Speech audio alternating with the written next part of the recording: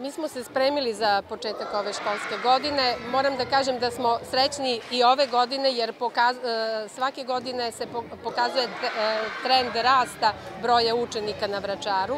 Ove godine ima 703 novo upisana učenika, odnosno 703 đaka prvaka i to je do sada najveći broj. U školama se povećava broj odeljenja i to u stvari pokazuje da su naše škole dobre i privlačne za roditelje kada se opredeljuju da svoju decu upišu ovde.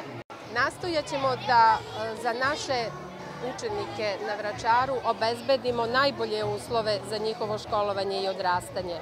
Uslove u kojima će biti sigurni, bezbedni, znači škole bezbedne i sigurne, potpuna bezbednost i na putu do škole i u školama, škole koje će biti lepe, humane, opremljene savremenim nastavnim sredstvima koje će omogućiti i savremen rad učitelja, odnosno i nastavnika, odnosno najbolji način da se deca obrazuju za ono vreme koje ih čeka u budućnosti.